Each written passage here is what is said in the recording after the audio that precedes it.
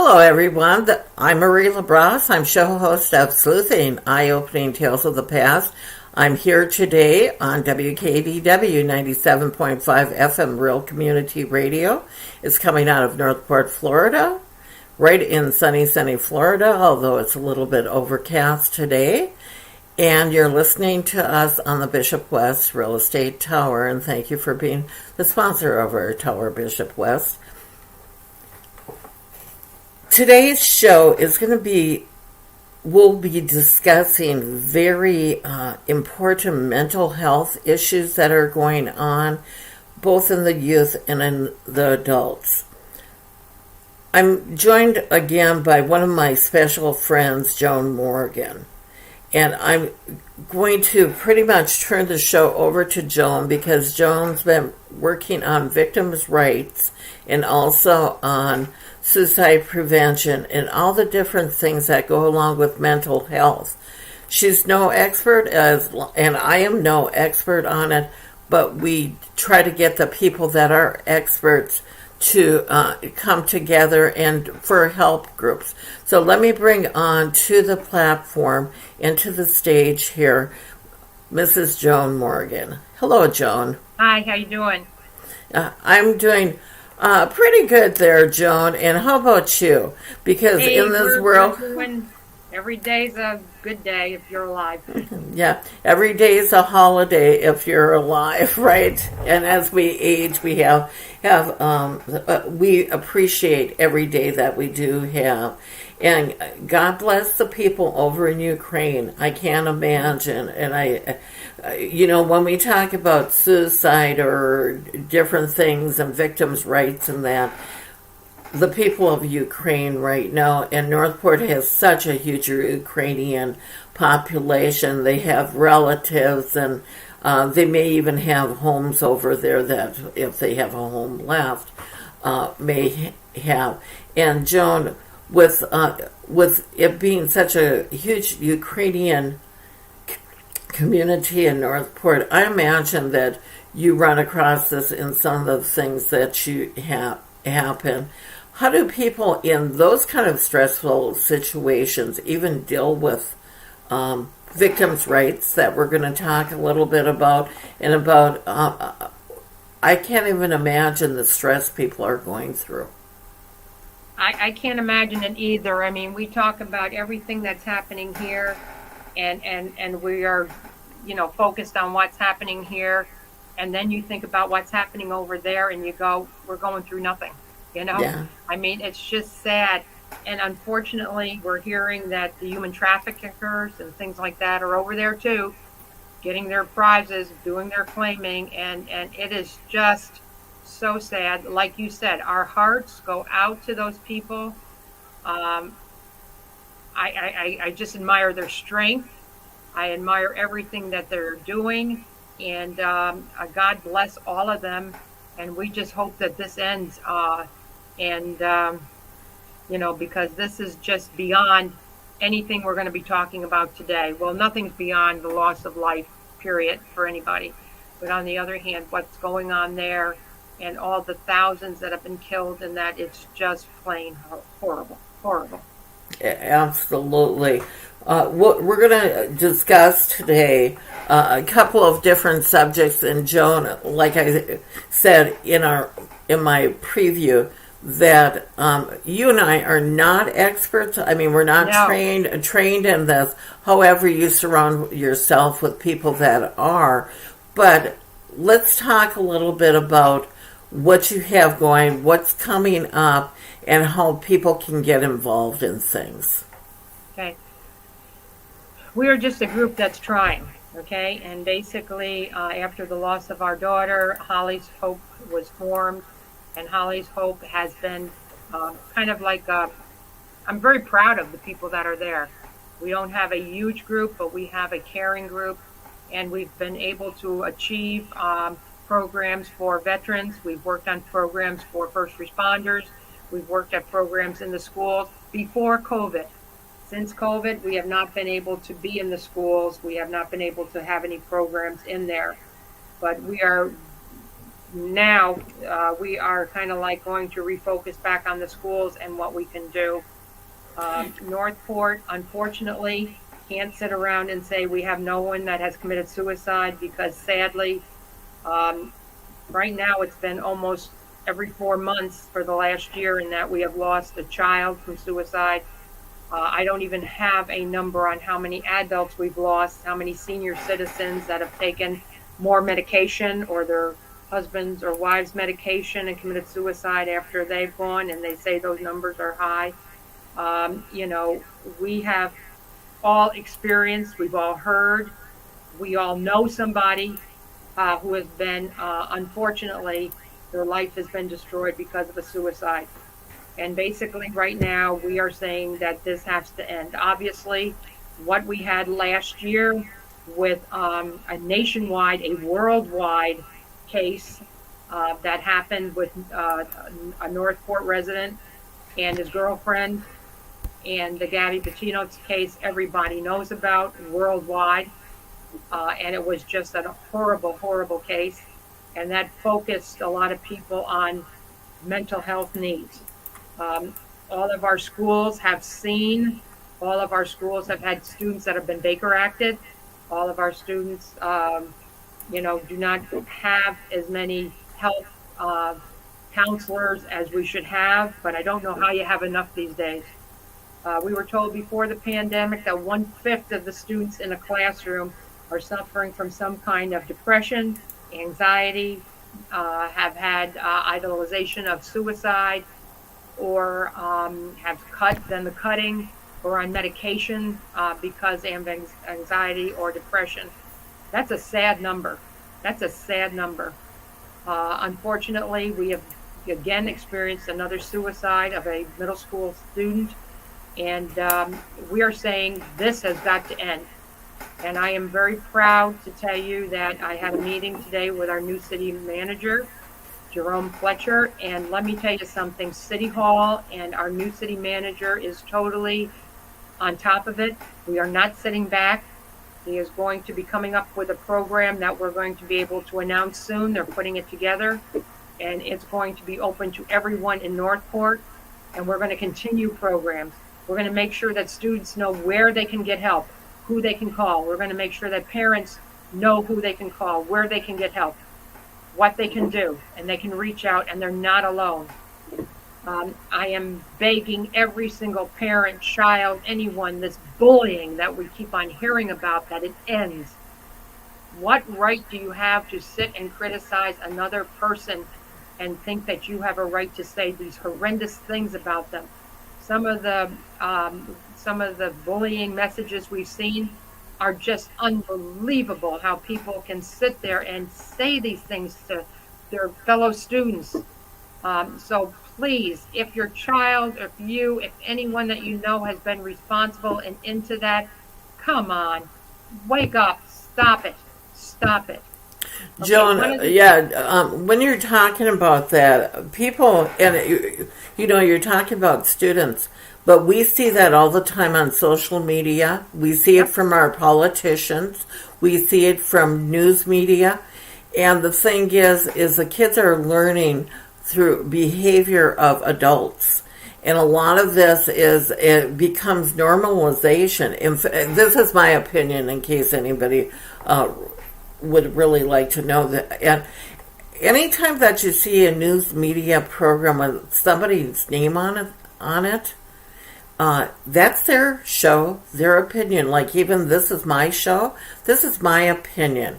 It's not, do you remember, Joan, the days that we really had broadcast news where it was just the news and nobody's opinion? It was, that's right. Now your opinion has become fact. And truthfully, it's just like this show is Sleuthing Eye-Opening Tales of the Past. I always try to get the view of the person that it is in their own voice, instead of like you were a geography teacher and you taught history. So those are books a lot of times written, unless they're an autobiography, by other people about a situation or a battle or or as we're talking about things like this, it's not a lot of times in a first person's voice, and that's an opinion. That's what they see. It's somebody's world is, and the reason I brought this up is it does have to stop, but it has to also stop with adults. And everybody is an armchair quarterback when it comes to different things. And nobody knows what anybody's journey is walking in their shoes, because we all have different circumstances that hit us in different ways. And people are mentally equipped differently. Each person of us is an individual, and we may not handle the things that are thrown at us the same, especially if with your support system. Sometimes a lot of these people don't have a support system, or they're trying to live up to where the expectation is, and they don't have the self-confidence that they're there. Is that what you see too, Joan? Oh, yeah. Once upon a time, there has always been political difference, ideology differences and that. But guess what?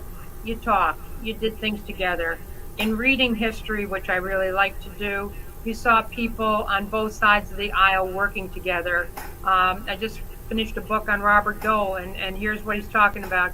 He says, I'm from Kansas. He said, I admired Truman. He said, I admired Eisenhower. Okay? Totally political differences. Okay? If you go to the Supreme Court, Ruth Ginsburg, her philosophies is so different from some of the other ones on the court, but guess what? They were friends. Okay? You could have ideological differences, but yet you could still maintain a friendship, and you could be civil. Now what they want you to do, you either have one news station or the other, and you believe everything that's said, and people come on with their opinions, and they make you feel like it's fact, even when you read in the paper. Basically, when you read some of this stuff, you go, no, that's that person's opinion. And they're not putting it down as an editorial, they're putting it down as news, like it's a fact. And this has got to end. There's so many things that have to end. The social media that these kids have been exposed to, that they feel their life is upon it. When we called students in and we asked them, what's important, and what they said is the social media. If I don't get 100 likes a day, I'm not a good person. 100 likes a day from who? Some stranger? Somebody who doesn't know you? Why is that even important? And basically, we had these kids in before COVID, basically, because we haven't been able to since then yet. And we said, get rid of the social media. Get rid of those phones. Do not be on them for anything other than you need to make a phone call. All right? And anyway, then came COVID. And then all of a sudden, the social media was their only way to talk to anyone else. They were trapped in their house, in their room, and the only socialization they had was on the phone. And that's sad, because then the opinion of themselves is coming from strangers on a phone. And we've got to end it. But anyway, it's not just that, it's all sorts of things. And basically, we have come up with, on April 29th, one programs we're going to put on is called the Victims' Rights Vigil. And basically, this is a nationwide thing. This isn't something we invented in Northport. Okay, this has been around for a long time. And basically, what it is for people to come and get information, grieve for somebody they've lost or some victim. And basically, here's what we're going to have. This is going to be over on Pan Am on the Garden of the Five Senses. And from April 25th to April 29th, we are going to have at the big tree right in front of the Boundless Energy playground, we're going to have strings on there and clothespins, and you can put a picture, a poem, a message to a loved one who's been a victim, and that can be up there all week. We don't want teddy bears and flowers and all that, okay, on the tree. And then on the 29th, we are going to have tables set up, and we're going to have people from a lot of different groups that can give you great information. We're going to have those from human trafficking. And let me tell you something, folks. If you think that there's no human trafficking in our area, you are sadly mistaken, because these people will give you some statistics that'll make you absolutely sick to your stomach, because it is sadly around. Can I stop? Can I stop you right Sure. there? Because I want to make an announcement. I'm going to take that off the screen. On April 26th, and it's a Tuesday night, is the Giving Challenge that the Community Foundation of Sarasota puts together every 2 years, and the Patterson Foundation matches money. It's a 24-hour fundraising event where there's matching money and that. Well, at the radio station, we're a pop-up station for during the Giving Challenge. And when you were talking about human trafficking, Sela Freedom is going to be one of the 9 nonprofits that'll be there that evening from 6 to 10 p.m. at 12735 and 12737 in the I'm trying to think of what our plaza is called, but it's the yellow building that kind of looks like the Dollar General building, right up, almost close to War Mineral Springs. Anyhow, it's a spring plaza. Anyhow, Sela Foundation of Freedom is takes care of helps the human trafficking victims in getting them back into society and with counseling and helping them get places and that. So if you want to meet somebody, some groups that are working with human trafficking, I advise you and suggest to you that you come between 6 and 10 that night, and Sela Freedom will be there. Because if you talk, when you're talking about this, Joan, and we're talking about Ukraine, but Florida is one of the highest human trafficking places in the nation. So, for a lot of people that don't realize it, it's right in your backyard. And Joan, was it you and I that were talking about how somebody on an airplane actually saved a girl? One of the flight attendants recognized something. Okay, but if you're interested in any of something like that, or even with Holly's Hope and that, Joan, what is Holly's Hope's information to get a hold of you? Or how did they get a hold of you? EMJM67@yahoo.com. And my phone number is 941-875-8996. Yeah, I'm looking to see if I have you in the, because I used to have you in my thing all the time. Yeah, we'll get that up to viewers. I tell you what, human trafficking is something that you can think not happening, and then when you go to the program and you listen to these people and you hear their stories and everything, you sit there and you are aghast. It's just unbelievable that this stuff is happening. And yes, there are victims right close by. Yeah, and up on our screen right now, when we're talking about suicide, there's a suicide hotline, 1-800-273-8255. And then Holly's Hope, if you go to facebook.com and /Holly's Hope MP Northport, you can actually get a hold of Holly's Hope's organization. And is Corey your president right now? Corey Hutcherson is our president. We're very proud to have him as our president.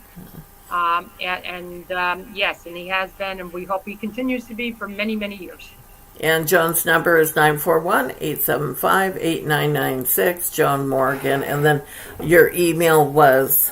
EMJM67@yahoo.com. Okay, just to get a hold of anybody, to get a hold of Joan, and Joan can send you in the correct. Correct. We do it all the time. Do it all the time. Joan, when you're talking about the victims' right, this vigil that you're having, victims' rights vigil, would you talk a little bit about the victims' rights? What does that mean to people? We want to see what avenues they can have for recovery. We want to, the police department's going to be there to see what the laws and things that they need there. So we are trying to get victims advocates there. We are trying to work on all sorts of aspects of people who have been victims or someone in their family's been a victim and get them the help they need. We are going to have the Valerie House there, and that helps any kids who has lost a parent for whatever reason. Know if that kid's a victim, that's for sure. We are going to have MAD, Mothers Against Drunk Driving, because all of those people have lost somebody or had a serious accident, and a lot of people were injured because somebody else was drunk and driving. So we are going to have that group there. Teen Court, which we absolutely need. That is now working at our Northport City Hall and has been for a number of years. That was started by Holly's Hope Group. And basically, and this is very important for all students to know, if you have been in trouble, your first offense, okay, instead of having a record for the rest of your life, you can go to a program called Teen Court. And the reason I'm doing this is not to get you off the hook the easy way, because I will tell you that Teen Court works. At Teen Court, your parents and you have to get counseling, okay? You have to be part of the court system. Everyone involved in the court except for the judge is a student. The prosecution and defense attorneys are students. The jury are students. And the students give out penalties for the action of these whatever it is.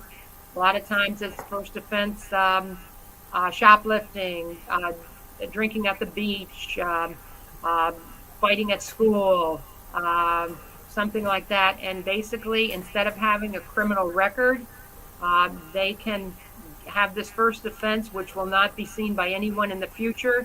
But let me tell you, the most important part of it, it works, okay? Students that have been involved in Teen Court, the percentages of them going on and being involved in any other criminal activity is so far down. Those that are involved in the juvenile court system, their recurrence of their actions and bigger and worse crime, the percentage is so much higher. So Teen Court works. Kids getting into other kids' faces work. It's a national program, and we are very happy to have it in Northport.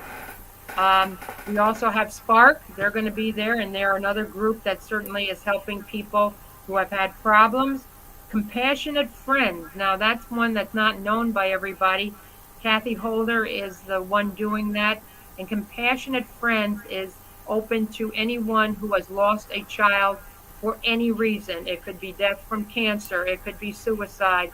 It could be a vehicle accident. It could be any reason. But every single one of those parents are definitely a victim. Their whole life is ruined.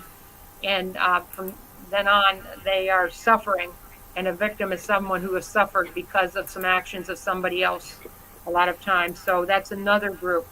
We're going to have Celebrate Recovery, another different group. But again, those people in it, they need help.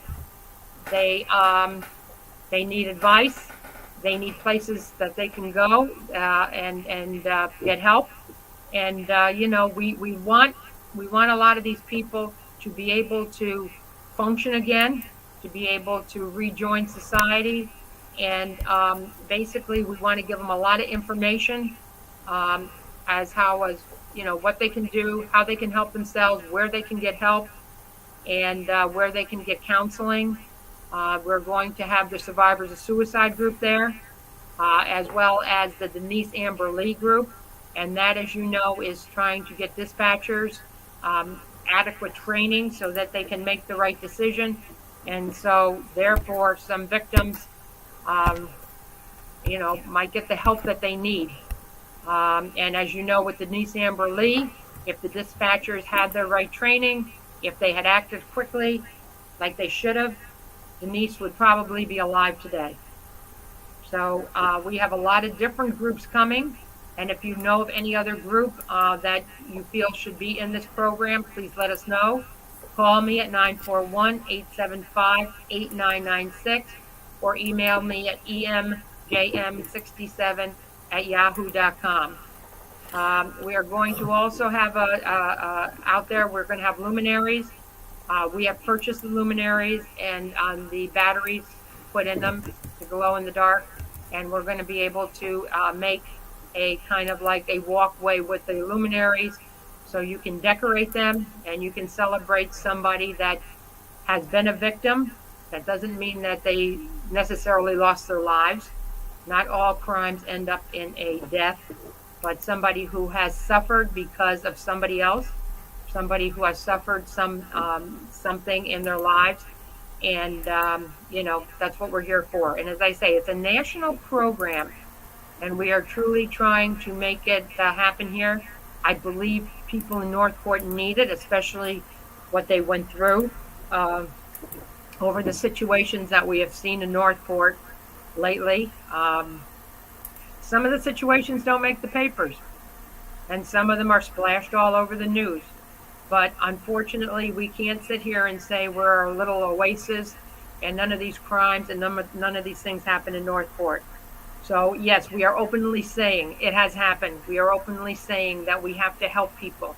We are openly saying that we are trying to find a way to help them, give them the support they need.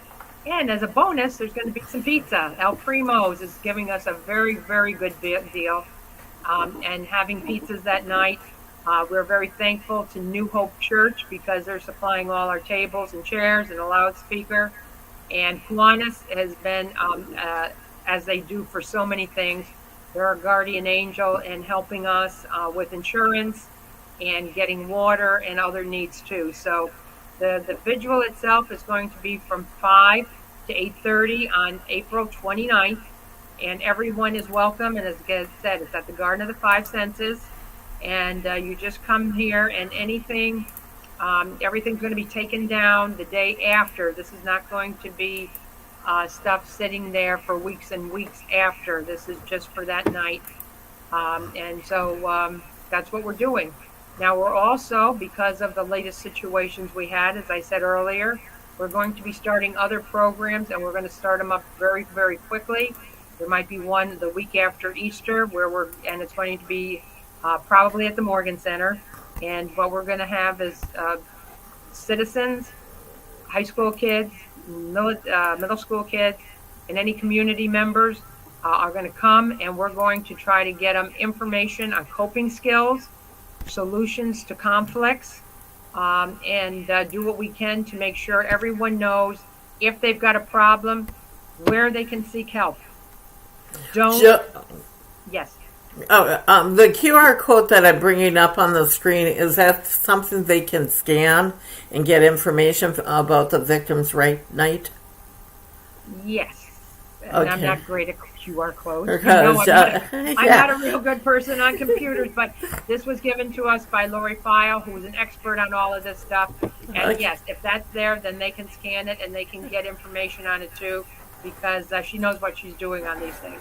Okay, so in case you're listening to this on the radio and you're listening to the audio portion, you can go to WKDW 97.5 FM Facebook live page, our YouTube live page, same WKDW 97.5 FM, and you can look. I'm looking to see how far we're into the program.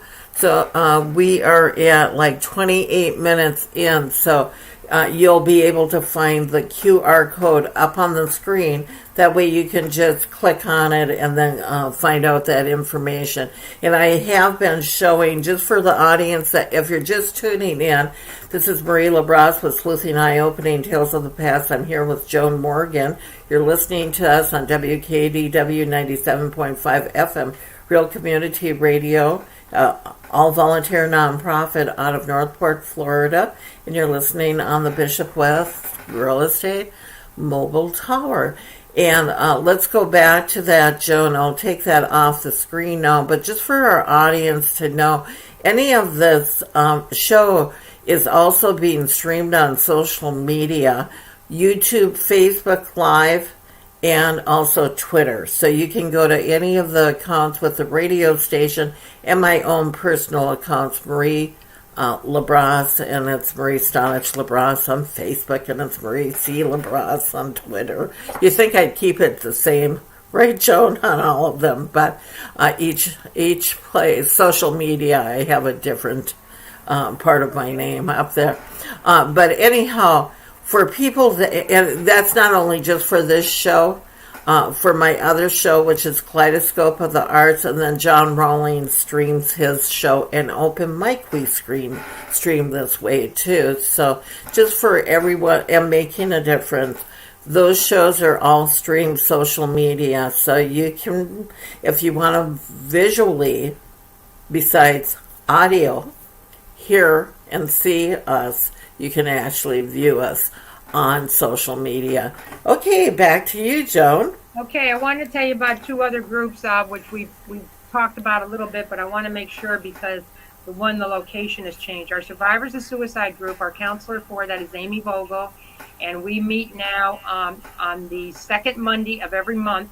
So therefore, next Monday will be our meeting at New Hope Community Church. We started at New Hope Community Church, and then we went down to Port Charlotte because Amy was working there, and now she no longer is working at the center she was down there.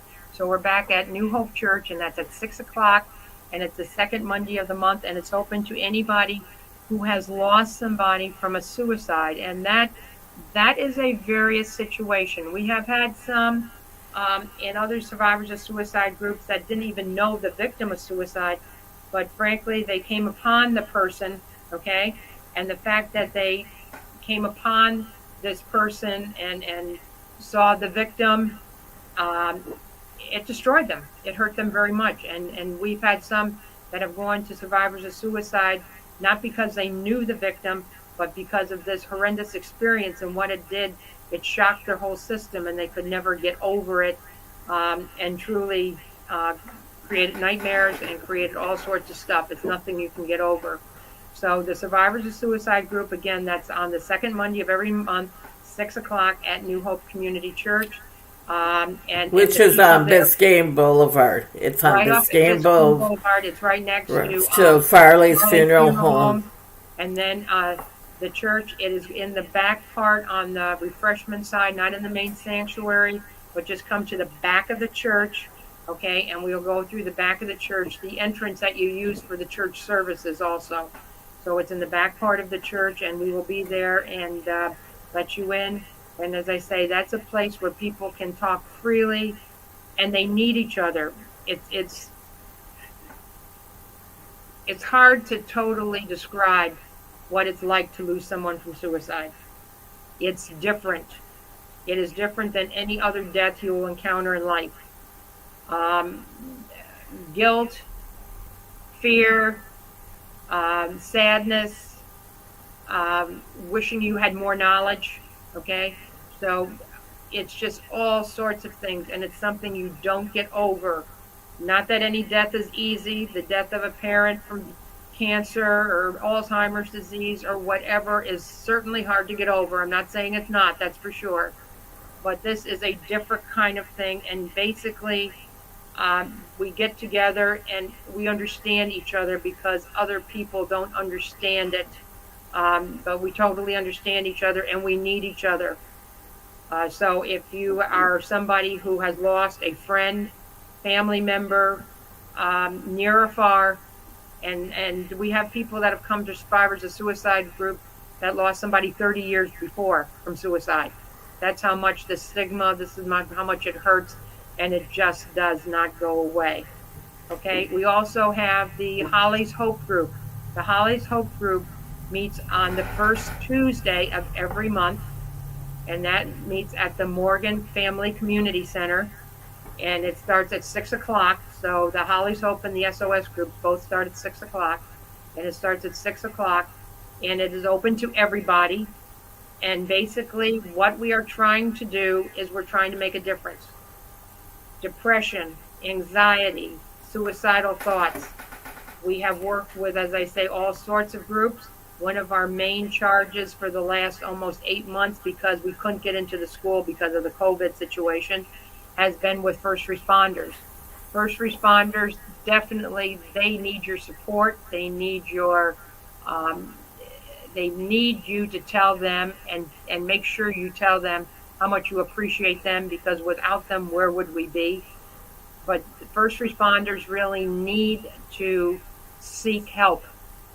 A lot of them, once they are in the police department or fire department for so many years and have seen so much horror, grief, the loss of a young child, fire, accident, suicide, whatever, it gets to them. These are people, and it hurts.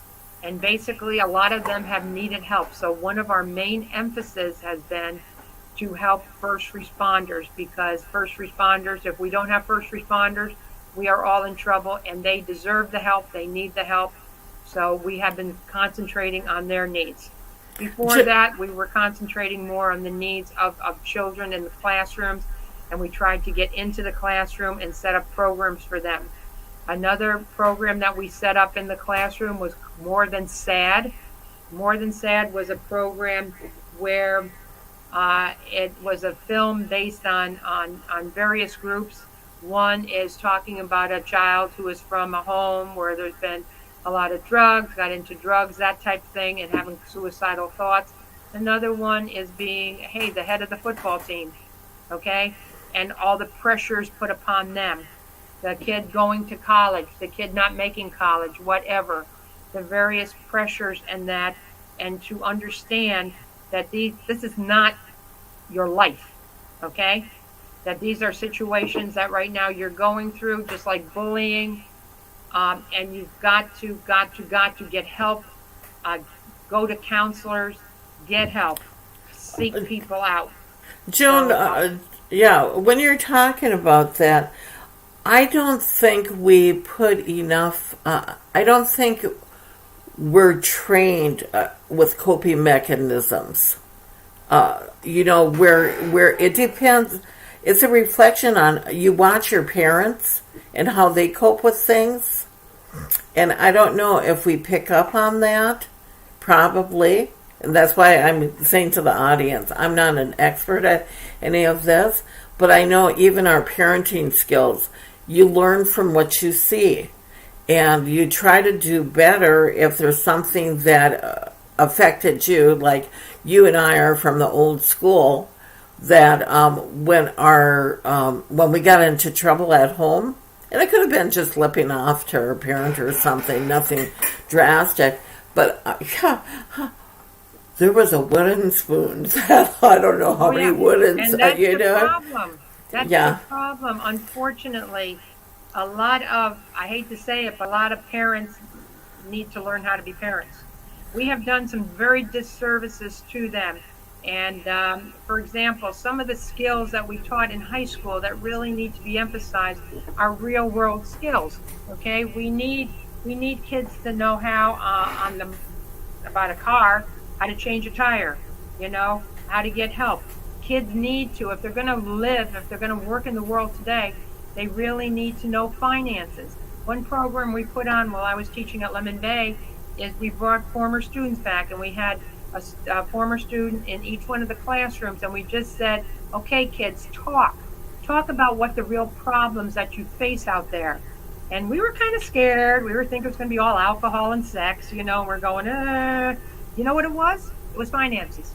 Oh, yeah. They kept on saying how these credit card companies and that will throw credit cards at them, and they're saying, oh, look, free money, and they don't realize, and a lot of them had to quit college and that because they ran up too many bills, and they had to go and they had to seek work to pay off the bills. So finances is a big thing. Another program, which I'm going to make some people mad saying it, is our home ec program. Oh, I was just going to say that, home ec and shop. I mean, truthfully, make a boy, a man useful, and a girl too, so they know how to repair things, know how to do things around the house. But home ec skills. Most home ec programs now are making special little foods for a special little dinner or something like that. They're not the basics. They're not teaching, take a flour sack and dress it up as a baby for a week, or have this doll that goes off and starts crying in the middle of the night of you, or even an egg like they used to have, that you dress it up and you keep it for a week and you take care of it, you nurture it. You don't stick it in your locker, okay? You take this egg or this flour sack or this baby with health care. So you realize that kids in that are not just a cute little thing to have around for a couple hours a day or something like that, but the real things that happen with parenting. So you have more appreciation of what it's like to be a parent and what you need to do. Kids. And when you're talking about home ec, one of the skills that people learn in home ec is measurement. And they could introduce that with a math, do it as a math class. If they want to do it as a STEM thing, they could do it as math, because you have to learn the basics of measurement and tablespoon and teaspoons, and the measurements really, really matter. And it makes a difference on if you screw up that measurement, your food doesn't come out as well. No, and I guarantee you, right now, if we gave a test to a lot of the kids in the school saying what's a teaspoon, what's a tablespoon, they would not know, and they would not know what it meant. And true, we need to be practical. We need to teach the math. We need to go back to the basis and make sure they understand how to do a checkbook, how to make out an insurance form. And I will tell you from a book I just read, and this is about past legislations and that, and they were saying how kids applying for government jobs and that, how pathetic it is. They can't make out an application. They can't read cursive. They can absolutely not read cursive. Joan, I went to a graduation this last June where I went to the party. And it was a graduation party, and us older people writing cursive. And we wrote notes within our cards, and she struggled reading the cursive writing. I was dying. Oh my goodness, how long has it been that they haven't been teaching cursive? Most of the kids that are in college right now, okay, and have been in college for the last few years, and I think they're back teaching some cursive again. But frankly, I would say that anyone who was from the ages of 24, 25 down to whenever they started teaching cursive again, okay, which might be in some schools they still haven't, cannot read cursive, and it is a shame. How are they supposed to all put their X on a piece of paper? How they're going to be swindled? They're going to be everything if you can't even read what you're signing.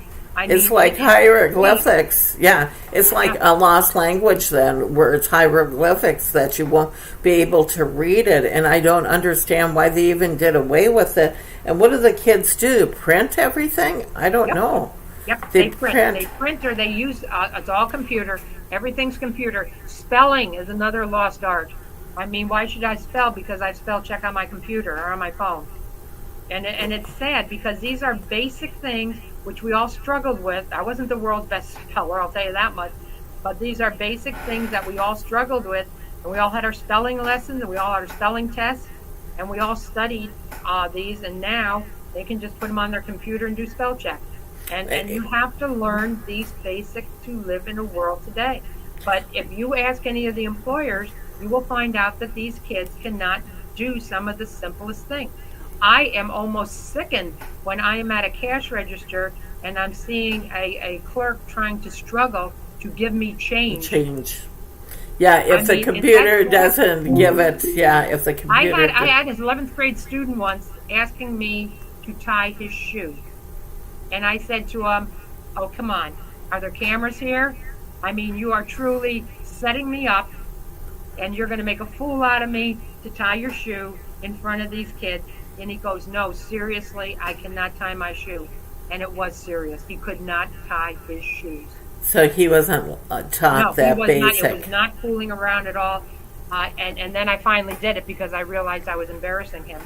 Because I just thought, hey, this is a setup. All his friends are going to say, oh, look at that. You're making a fool out of the teacher. Yeah. But honest to God, he could not tie his own shoe. That's a very bad situation. When you're talking about that, even with the English language, we have a young friend. We were at Discovery Cove in October, and one of our friends had her fiance there with her, and he's an English teacher here in Florida. And my husband was asking him about the dissecting of a sentence. How to do that. Right, and he said, we don't teach that. And my husband goes, what do you mean you don't teach that? And he's a middle school English teacher. he said, oh, because Shelley was talking to him about adjectives and adverbs and different things like that, and there was one particular thing that he asked him about. He said, no, we don't teach any of that anymore. He didn't know how to. They need the basics. You can't condemn these kids for not knowing basic things when they haven't had the basics.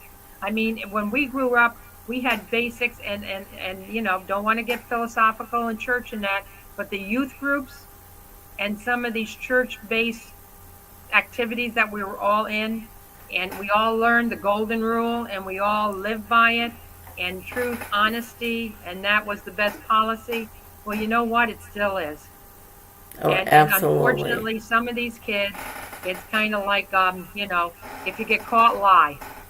And for some of them, they're going to learn the hard way, that life isn't like that. You don't get something for free. Look at all we see on TV now, the con man and the scams and all of this stuff.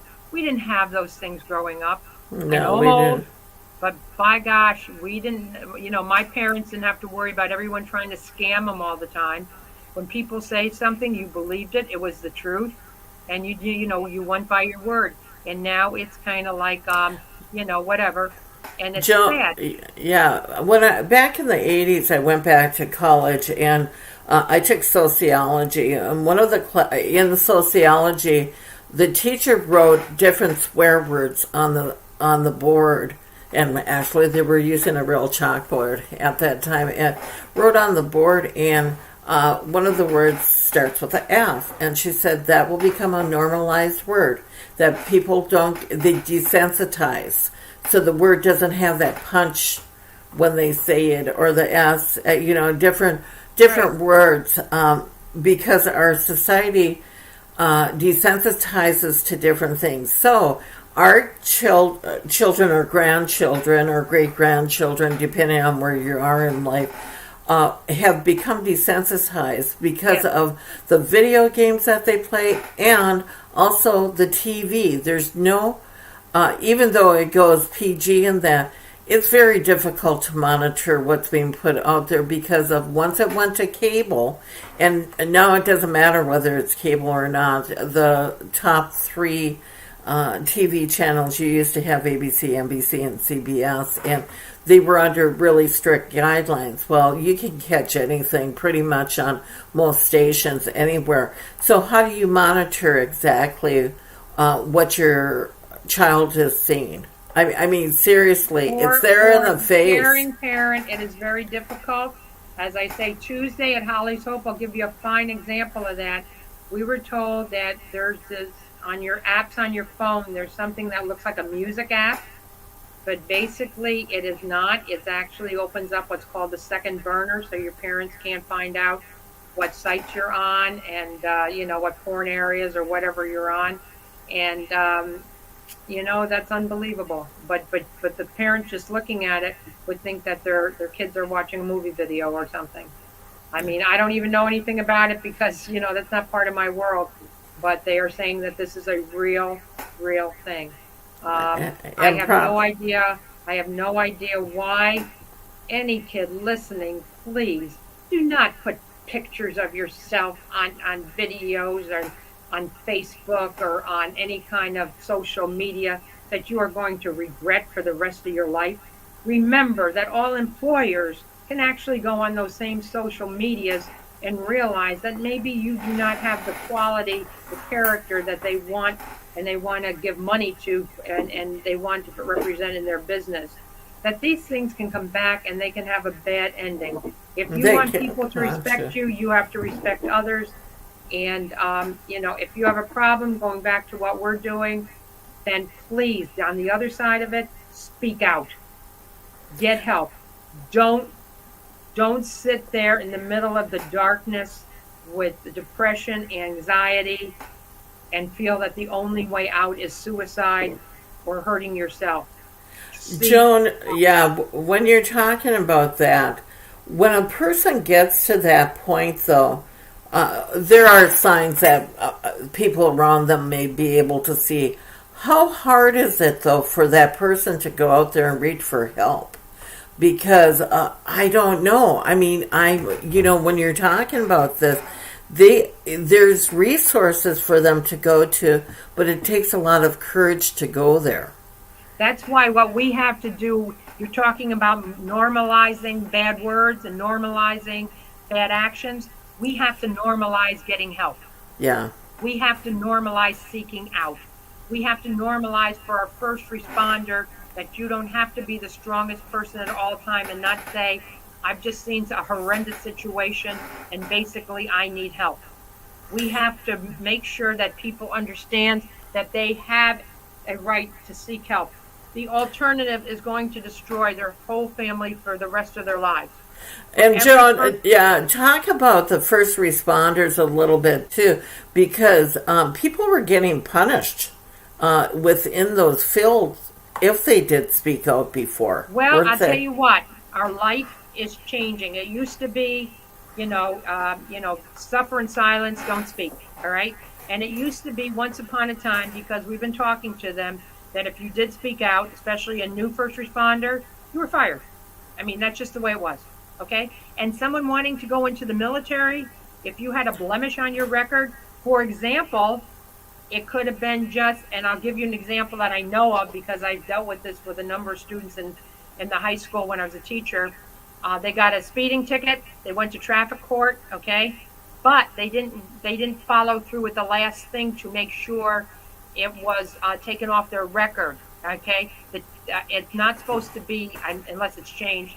The teacher didn't send it in. The students had to, and a few of them did not know that step. And guess what? They were not allowed come the end of their senior year to go into the military, which they were signed up for. So, we've got to stop penalizing people for these kind of infractions. First responders have got to have the right to speak out. Now, the culture's changing. The culture, I'm thankful, is changing. Is it perfect? No, but it is changing. And basically, they are right now. If you have been in a horrendous situation, you are forced to go to some downtime. You are forced to sometimes talk to somebody and be involved in a group and do something. It's not just a matter of fact that you come back and you say, oh, I'm fine, it's okay, no problem, okay? But you are forced to get help. You are forced to, to evaluate what you've done. A policeman involved in a shooting, yes, they are taken off duty for two reasons. Number one is to actually investigate and make sure that you did the responsible thing, okay? And number two is to make sure that you're okay. We cannot keep on putting people in harm's way, and the military has to be on top of that list, because right now, sadly to say, we have 20 to 30 military people that on the daily average are committing suicide. The numbers are horrendous. The numbers are horrible, and we have to do something about it. We have to change a lot of cultures. For example, you go into most veterans organizations and houses, what do you see? You see a bar. Is that what everyone returning from the military needs? But that brings money into their organization. A lot of these young people that are just getting out of the military and have seen some of these, some of them are going to be over there in some of these horrendous places and everything else and seeing the atrocities of war, and then they come back and this military group, you walk in and there's a bar. That is not what they need. They need support. We've done this to ourselves. Okay? We have. I have to wrap up this show right now, and I want to remind our audience you've been listening to WKDW 97.5 FM Rural Community Radio. It's coming out of Northport, Florida, from the Bishop West Real Estate Tower. And if you want to learn more about victims' rights, attend the Vigil, April 29th, 2022, and it's at the Garden of the Five Senses, which is located in the city of Northport, and it's from 5 to 8:30 p.m. You can, if you're thinking of suicide, and the person themselves have to call the Suicide Hotline, correct, Joan? No, somebody can call for you. Any way you can get help, but get help. If you feel that low, find somebody to help you. Okay, the number is 800-273-8255 for the Suicide National Hotline.